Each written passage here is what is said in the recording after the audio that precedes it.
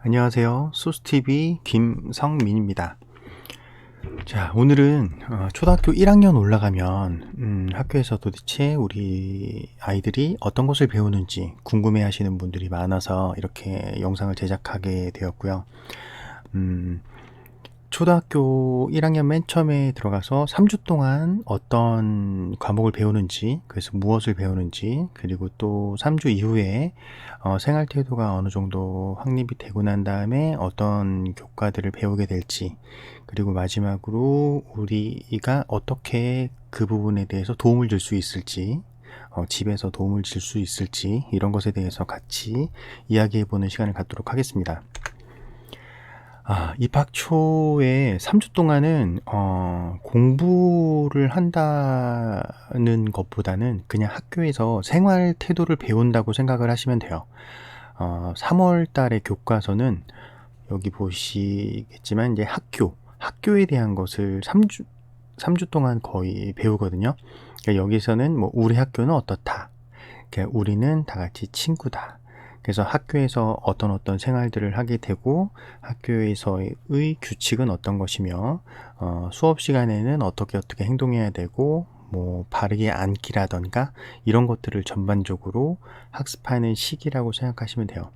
그래서 학부모님들이 좀 놀라시는 게 보통 유치원이나 어린이집을 보내시던 분들은 5시, 뭐 빠르게는 3시, 5시, 좀 늦게는 6시, 7시까지 이제 그 교육기관에 맡겨뒀다가 그때 이제 돌아오던 것이 익숙해졌는데 막상 초등학교를 입학하고 나면 더 빨리 와요. 거의 1시 이 정도면은 이제 집에 아이들이 올 수 있게끔 그렇게 되어 있죠. 어머님들 입장에서는 학교를 보내놓으면 좀 있다가 오는 그런 케이스가 돼요. 그래서 입학 초 3주 동안에는 학교에서 이런 것들을 배운다. 그냥 학교에 대한 기본 생활을 배운다. 이렇게 생각하시면 편해요. 그리고 이제 학교를 갈 때 어떤 걸 준비해야 되고, 학교에서 올 때 어떤 것들을 챙겨 와야 되는지, 이런 것들을 전반적으로 학습하는 기간이라고 생각하시면 됩니다. 1학년 3월 적응교육의 주요 내용은 학교에서 하는 여러 가지 활동, 그리고 학교 여러 시설을 둘러보면서 명칭, 그리고 위치, 그리고 학교 시설, 화장실 사용하기, 뭐 수도 사용하기, 어떻게 사용하냐면 뭐 깨끗하게 사용하기, 이런 것들을 배우고, 복도, 그리고 계단, 이렇게 통행할 때는 어떻게 하면서 다녀야 하는지, 질서 같은 것들을 배우죠. 그래서 또 학교가 끝난 다음에 교통규칙을 어떻게 지키면서 안전하게 등교, 하교하는 것들 배우고, 또 운동장, 놀이기구 어떻게 안전하게 이용하는지, 그리고 자기소개는 어떻게 하는지, 그리고 뭐 바르게 인사하는 방법, 그리고 친구와 사이좋게 놀이하기, 이런 것들을 전반적으로 배운다고 생각하시면 됩니다. 초등학교 1학년 이제 3주가 지나고 나면은 이제 수업 시간표가 보통은 이렇습니다. 학교마다 좀 차이는 있습니다. 보통 학교에선 이렇게 거의 수업을 진행을 하고요. 여기 보면은 뭐 화요일하고 목요일에는 5교시로 제일 오래 하는 시간이고, 나머지는 다 4교시죠. 4교시 하고 점심 먹고 집에 온다고 생각하시면 됩니다. 뭐 방과 후 활동이 있으니 그거는 학교마다 또 따로 이제 신청을 해서 따로 시간 관리를 하시는 부모님들도 많이 있겠죠. 또 상세한 내용은 학교에 한번 방문을 하시면 아마 상세하게 안내를 받으실 수 있습니다. 교과목은 통합교과, 국어, 수학, 그리고 뭐 창체, 이렇게 창의적 체험 활동이라고 해서 몸으로 활동하는 체험 활동 등이 여기에 다 포함되는데요. 우선 처음 학교를 보내시는 분은 통합교과가 가장 생소하실 거예요. 통합교과는 뭐냐면 이 바른 생활, 즐거운 생활, 슬기로운 생활, 이런 것들을 모두 통합한 것을 통합교과라고 합니다. 그리고 국어, 수학 이렇게 있는 거죠. 예전에는 이렇게 나눠 있는데 이것을 통합으로 묶었어요. 묶었다고 생각하시면 되고, 통합교과를 다시 한번 설명을 드리면 실생활 속에서 경험한 것들, 그리고 그런 것들에 대한 내용이 많고 아이들의 흥미를 유발할 수 있는 내용을 많이 담고 있어요. 아이들이 이제 초등학교 저학년은 아무래도 집중도가 집중하기가 힘든 시기여서 흥미 유발을 조금 많이 흥미 유발을 할 수 있도록 하는 교재들로 구성되어 있다고 생각하시면 되고, 한 주제를 여러 가지 시각에서 다양한 교과 측면에서 통합적으로 다룬다고 생각하시면 되고, 보다 심층적으로도 학습을 할 수 있다고 생각을 하시면 됩니다. 자, 통합교과를 하기 위해서는 어떤 준비를 해야 될까요? 통합교과에서는 특히나 그리기를 엄청 많이 하거든요.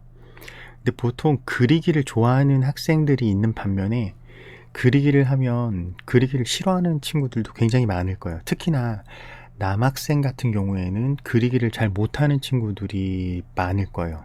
그래서 학교에서 그리기 수업이 많기 때문에 이거를 어려워하는 친구들이 있기 때문에 집에서 가정에서 이제 그리기 연습을 충분히 해서 보내시는 것이 아이들한테 도움이 될 수 있겠고, 줄넘기 같은 경우에는 요즘에 뭐 태권도장을 보내면 거의 줄넘기를 태권도장에서 알아서 시켜주시는 데도 많이 있죠. 그리고 만약에 그런 여건이 되지 않는다면 어머니나 아버님이 이렇게 줄넘기를 집에서 연습을 시켜서 이렇게 할 수 있도록 하시면 훨씬 더 도움을 받을 수 있겠습니다. 국어를 한번 살펴볼게요. 국어는 국어와 국어활동이라는 교과서가 있고, 또 국어는 가, 나 이렇게 두 권으로 나눠 있죠. 이거는 이제 두껍기 때문에 가, 나로 나뉘어 있다고 생각을 하시면 돼요. 그리고 국어에 대해서 배우고 국어활동이라는 또 교과서가 있어요. 그래서 가의 두 권, 나의 두 권, 이것을 1학년 1학기 동안 배운다고 생각하시면 돼요. 그러니까 총 4권이 되겠죠. 이렇게 해서 나로 나누는 것은 한 권으로 하기엔 너무 1학년 친구들이 들고 다니기 두꺼워서 두 권으로 나눠놨다고 생각하시면 돼요. 국어 활동이라는 것은 이제 뭐 쓰기라던가 이런 것들을 실질적으로 활동할 수 있게끔 한 교재라고 생각을 하시면 되고, 국어 교과의 특징을 한번 살펴보면 우선 듣기, 그리고 말하기, 쓰기, 읽기, 이렇게 언어 영역을 통합적으로 익히도록 되어 있고요. 1학년 아이들의 평소 언어와 또 실제 생활 속 상황 등을 그런 것을 바탕으로 해서 교과서 지문과 내용을 구성하는 데 이제 집중을 했다고 생각을 하시면 되고, 아이들이 경험할 수 있는 중심, 또 일반적으로 생활할 때 필요한 것들에 대한 것이 중심적으로 녹여 있다고 생각을 하시면 됩니다. 수학 같은 경우에는 1학년 1학기에는 이렇게 수학, 그리고 익힘책, 2학기에도 또 한 권 한 권 이렇게 있죠. 그래서 수학이라는 기본 개념이 많이 담겨 있는, 또는 스토리텔링으로 되어 있는 수학, 그리고 익힘책은 뭐 아무래도 뭐 예를 들어 덧셈 뺄셈의 예를 들면 여기서는 스토리로 덧셈, 수학에서는 스토리로 덧셈 뺄셈에 대한 스토리를 배우고, 익힘책에서는 실질적으로 식을 쓰고 뭐 계산을 하는 것들, 그렇게 나누어 있다고 생각을 하시면 됩니다. 수학 교과의 특징을 보면은 우리 아이들이 이제 실생활에서 이야기 중심의 스토리텔링을 강조했고, 그리고 단순한 계산 방법만이 아닌 수학적 원리를 강조했다고 생각을 하시면 되고, 원리가 굉장히 강조가 돼요. 제가 나중에도 또 영상을 제작할 것이지만 원리에 대한 영상을 좀 심층도로 친구들이 이해할 수 있게끔 그런 영상을 제작을 하도록 하겠습니다. 그리고 이제 수행평가를 하는데, 이제 수행평가에 어머님들이 많이 민감해 하시죠. 수행평가에 너무 민감해 하실 필요가 없습니다. 국어에서는 간단한 받아쓰기, 그리고 받아쓰기를 하기 전에 받아쓰기 뭐 1급, 2급 이렇게 생긴 급수표를 어머님들께 전달을 해 드릴 거예요. 아이를 통해서. 그래서 그 급수표를 받으시면 거기에 대한 것을 연습을 시켜서 학교에서 받아쓰기 시험을 볼 수 있게끔 해주시면 돼요. 근데 여기서 꼭 주의하셔야 될 것은 받아쓰기를 연습을 집에서 반드시 시켜 주셔야 한다는 거죠. 연습을 시켜 주시지 않으면 어 많이 틀려서 와요. 뭐 쓰기를 잘하는 친구들도 연습하지 않으면은 틀릴 수 있는 문제들이 많기 때문에 특히나 이제 받침 있는 것들에 대한 것들을, 그런 것들을 좀 어려워할 수 있기 때문에 연습을 시켜 주시면 뭐 별로 어렵지 않게 80점 이상 100점 정도 맞을 수 있을 거예요. 근데 연습을 안 시키면 충격적인 결과를 얻게 될 수도 있어요. 그래서 학교에서 안내문이 나오면 충실히 뭐 간단하게 한 10분, 20분 정도 연습을 시켜주시면 충분하니까 그 정도만 시켜주신다고 생각을 하시면 되고, 수학은 각 단원이 끝날 때마다, 수학에 대해서는 좀 더 자세하게 영상을 제작할 것인데 뭐 1단원에서 6단원까지 각 단원이 보통은 끝날 때마다 수행평가를 한다고 생각을 하시면 되고, 이 수행평가는 쪽지 시험처럼을 볼 수도 있고 어머님, 학부모님께 전달해드리는 시험지 형태로 볼 수도 있고, 아니면은 여기 보시면은 관찰평가 있죠. 그래서 굳이 평가를 하지 않고 아이들의 학습 태도나 이런 것을 보고 선생님이 자의적으로 평가를 할 수도 있어요. 이거는 선생님마다, 학교마다, 선생님마다, 특히나 선생님마다 많이 다르거든요. 그래서 좀 더 자세한 사항은 담임 선생님과의 면담을 통해서 자세한 사항은 알 수 있으실 거예요. 저도 여러 학교를 다니는 학생들한테 많은 질문을 해본 결과 모두 달라요. 요즘에는 특히나 모두 다르기 때문에 담임 선생님하고 뭐 문자 통화를 한다, 문자로 이제 메시지를 주고받는다고 하시던가, 아니면 상담을 하시던가, 아니 전화 통화를 하시던가, 이렇게 하시면은 어떻게 수행 평가가 되는지 정확하게 아실 수 있으실 거예요. 그래서 직접 물어보시면은 훨씬 더 자세한 정보를 아실 수 있고, 그리고 단원 평가는 기본적으로는 한 단원이 끝날 때마다 하고 넘어간다고 생각을 하시면 돼요. 그리고 너무 어려운 수준이 아닌 기본적인 수준에서 간혹가다 어렵게 내시는 분들도 계시더라고요. 그거는 이제 케이스 바이 케이스고 선생님마다 다르기 때문에 담임 선생님하고 상담을 해보시는 것이 가장 정확한 정보입니다. 그래서 집에서 이런 것들을 준비하고 연습할 것에 대해서 말씀을 드리면, 학교에서 학습 능력을 키우기 위해 연습해요라고 나와 있죠. 그래서 아이들한테 특히나 좀 발표를 하거나 말을 하게 하거나 이야기하게 하는 학습들이 많아요, 요즘에는. 그래서 가족 회의를 하는 것도 굉장히 많이 도움이 되고, 일기 쓰기를 꾸준히 시켜주시는 것도 도움이 되고, 또 공부를 하기 전에 계획표를 작성해서 그 계획대로 공부를 할 수 있게 하는 것도 굉장히 중요하죠. 그리고 이제 글씨 쓰기가 이제 있을 거니까, 글씨 쓰기는 꾸준히 계속해서, 지금까지 보통은 글씨 쓰기를 계속 시켜 주셨을 거예요. 7살 정도 되면은. 그리고 뭐 책 읽기, 그리고 올바른 태도로 앉기. 그 전까지 올바르게 앉지 않는 학생도 학교에 가면 바른 자세로 앉아야겠죠. 그 교과서에도 올바른 자세로 앉는 것들에 대한 내용이 있으니, 그런 것들을 이제 기본적으로 아이들이 몸에 배게끔 연습을 시켜주시면 훨씬 더 학교 생활에 도움이 될 수 있을 것입니다. 또 연습할 것은, 학교 숙제가 조금은 나오는데 선생님들에 따라서 아예 안 내주시는 분들도 계시더라고요. 그래서 내주시더라도 요즘에는 특히 많은 양이 거의 없어요.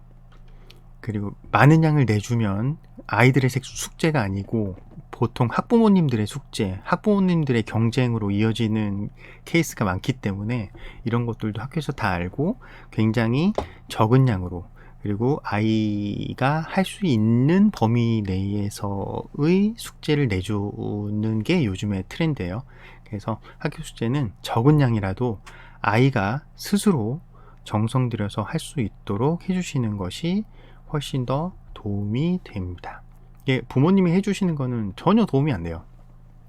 굳이 그렇게 해주실 필요도 없고, 부모님들이 그렇게 정성 들여 해주신다고 해도 나중에 아이들이 할 때는 그 정도의 퀄리티를 못 내기 때문에 다 알게 되죠. 학교 선생님들은 보통 그 숙제를 어떻게 해온지 그 숙제를 딱 보면 아 이거 부모님이 해주셨구나, 애가 했구나, 이거를 알 수 있어요.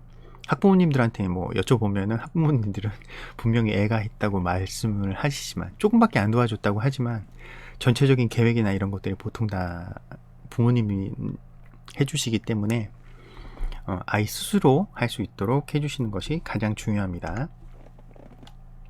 자, 도움되는 자료를 조금 준비를 해봤습니다. 그래서 입학하는 아이들의 어느 정도 학습 수준인가요? 이렇게 여쭤보시는 분들이 많아서 이거는 어떤 학교에서 이제 나눠준 그 안내 책자예요. 실질적으로 읽어보시면은 약간의 편차는 있지만 대개 90% 이상의 신입생이 글을 읽고 받침이 한 개인 글자를 받았을 수 있다고 보시면 됩니다. 90% 이상의 아이들이 한글을 어느 정도 떼고 들어온다고 생각하시면 됩니다. 그래서 뭐 그런 부분도 있었어요. 그 TV에서 어떤 교수가 학교 가기 전에 공부를 시키는 것은 아이들한테 좋지 않다. 그래서 아무것도 안 시켰다. 그러고 학교를 보내니 정말 아무것도 몰라서 잘 못 배우더라. 이런 케이스가 많거든요. 그래서 가급적이면은 학교 가기 전에 어느 정도 한글은 읽을 수 있을 정도까지는 해주셔야 보통이라고 생각을 합니다. 예전에는 학교 가서 한글을 배웠죠. 뭐 그 전에 뗀 친구들도 있는 반면에 대부분이 그랬지만 지금은 90% 이상이 거의 한글을 읽을 수 있는 상태로 학교에 들어간다고 생각을 하시면 됩니다. 그리고 수학 같은 경우에 보시면 입학 시에는 개인 차이가 많은 편이나 아래의 교육과정대로 조금씩 공부하다 보면 별반 차이는 나지 않습니다 라고 안내가 되어 있죠. 그래서 그러니까 취학 전에 많이 시킨 친구들과 학교에 가서 학교 공부대로 좀 따라가는 부분들이 이제 격차가 줄어든다는 얘기죠. 그래서 뭐 평균적으로 이렇게 썼죠. 100가지의 수 읽고 쓰기. 뭐 예를 들어서 이런 것까지 연습을 시켜주시면 좋아요. 뭐 47, 47 이렇게 수 읽기와 숫자 읽기를 따로따로 해서 좀 더 정확하게 발음하고 이야기할 수 있도록 하는 것들. 뭐 여러가지 모양, 이름 이런 것들은 보통 다 아이들이 잘 하니까. 그리고 10을 가르기와 10으로 모으기, 보통 10가지의 수 가르기 모으기, 옛날 표현으로 하자면 10의 보수에 대한 개념이죠. 그리고 뭐 시계는 몇 시, 몇 분, 요건데 보통 1학년 때는 정각과 30분까지만 배워요. 그리고 나머지 5분 차이 있는 것은 이제 2학년 올라가서 배우는 거니까 1학년에서는 몇 시, 그리고 몇 시 반, 요 정도까지만 볼 수 있는 것을 배우게 한다면 좋겠죠. 그리고 일상생활에서 시계 보기는 초침이 있는 시계로 집에서 보는 연습을 꾸준히 시켜주시는 것이 훨씬 도움이 됩니다. 그리고 받아올림과 받아내림이 없는 두 자릿수, 그리고 받아올림과 받아내림이 있는 한 자릿수, 덧셈, 뺄셈. 이 받아올림과 받아내림이 있는 한 자릿수의 덧셈, 뺄셈은 수학 교과상으로는 2학년 때 배워요. 2학년 때. 근데 이제 좀 성급하신 분들은 1학년 되기 전에 이런 것들을 다 시켜서 보내시죠. 근데 학교에서는 2학년 때, 초등학교 2학년 때 배운다는 거. 초등학교 1학년 2학기 때 이제 받아올림에 대한 기본적인 개념을 배우긴 하지만 실질적인 것은 초등학교 2학년 때 배우신다. 그럼 7살 때 받아올림, 받아내림을 시키는 것은 학교 진도보다 한 1년 반, 2년을 앞서는 거죠. 그래서 학교에서는 그 이후에 배우니까 너무 그거 가지고 스트레스를 받으실 필요가 전혀 없다는 얘기죠. 제 말씀은. 그래서 너무 선수를 나가는 것은 아이에게나 어머니에게나 정신적으로 좋지가 않습니다. 자, 그 다음 또 자료를 또 보시면 보통 학교 일과요. 아까 5교시까지 하는 게 있었죠.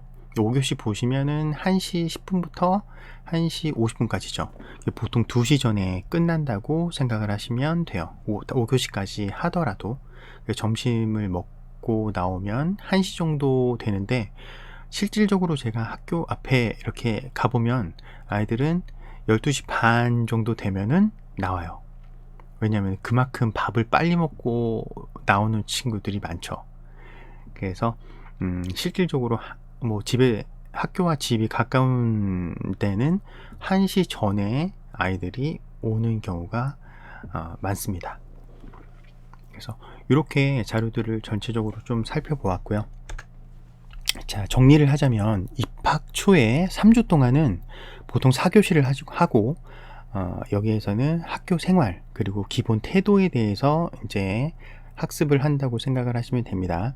그리고 이제 1학년 때 배우는 것은 통합 교과 그리고 국어, 수학, 이렇게 공부를 한다고 생각을 하시면 됩니다. 그래서 좀 간략하게 제가 전반적인 1학년의 학습 사항을 정리를 해드렸고, 뭐 특히나 수학 부분에 있어서는 제가 좀 더 상세하게